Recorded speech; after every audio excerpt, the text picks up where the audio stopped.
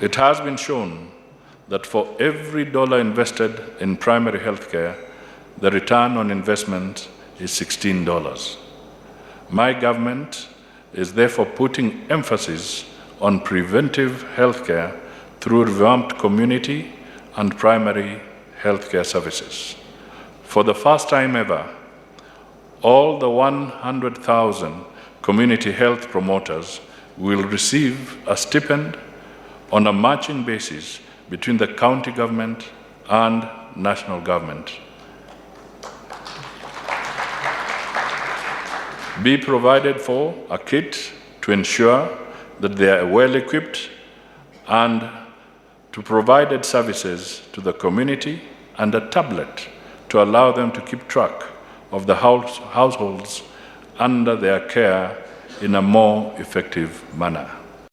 Several efforts have been put in place to ensure that no one is left behind, including provision of insurance subsidies for the elderly, orphans, poor and vulnerable, for the pregnant women and children, and high school students in public schools. Treatment of children under the age of 5, that of prisoners and street children is free in public hospitals. Health services at primary level facilities are also offered free of charge, while management of key conditions of concern such as HIV, TB, and malaria are equally free of charge in all public health facilities. With this increase in coverage of services, issues of financial sustainability, efficiency, and quality of care must be addressed.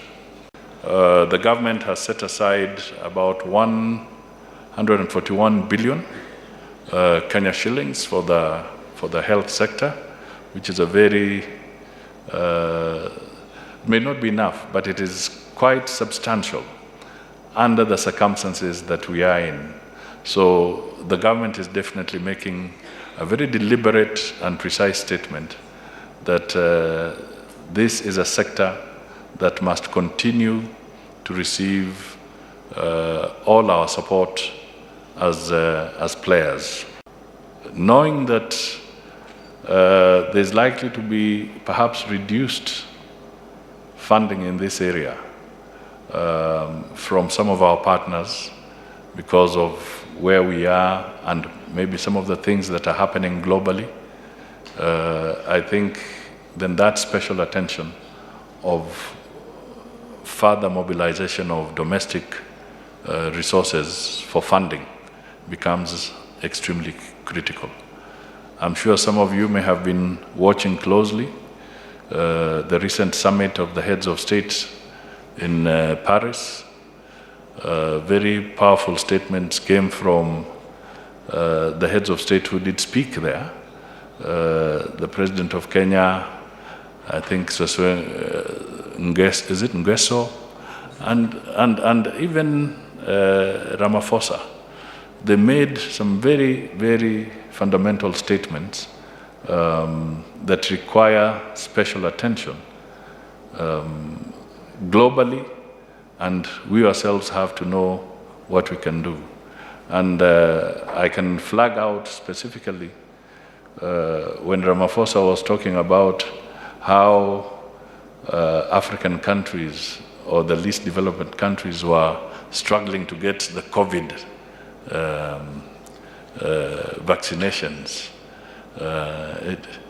He was almost in tears from what I could see. So clearly the message that comes out there is that tears may not move those partners out there.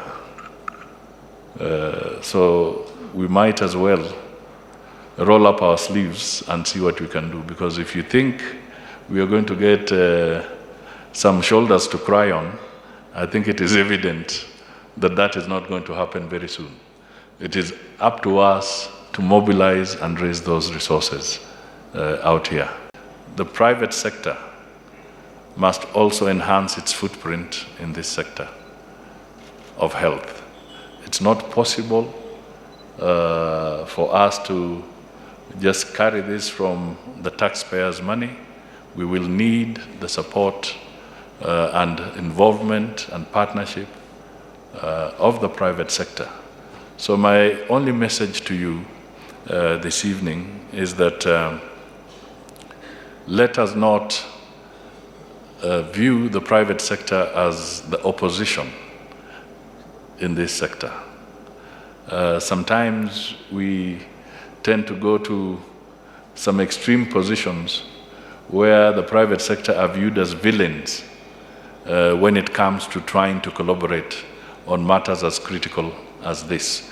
So my encouragement to you is that let us broaden those partnerships and deepen them as much as we will endeavor as government to raise more and allocate more going forward in terms of the public resources that are available from the Kenyan taxpayer.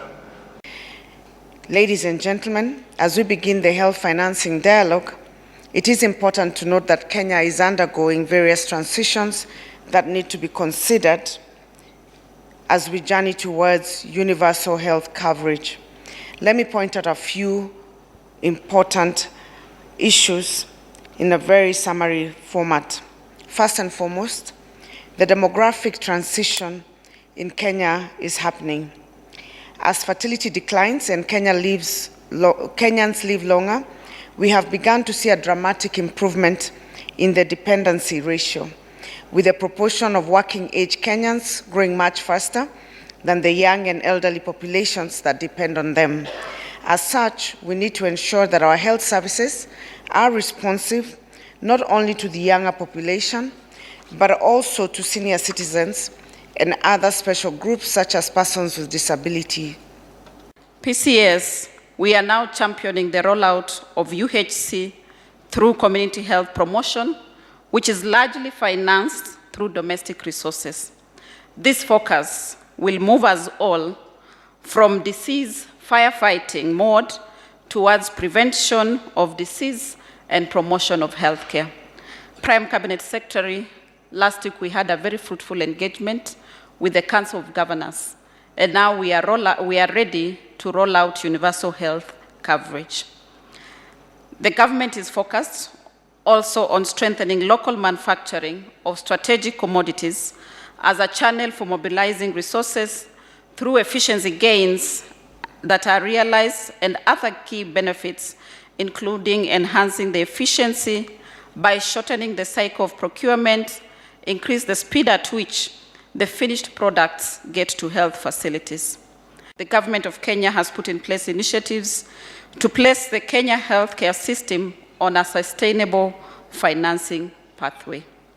We now have Afya Bora Mashinani, which is a primary healthcare model that focuses on prevention as a resource mobilization tool and that ensures the continuous increase of disease burden that has continued to make it unsustainable and unachievable to finance health is now reversed.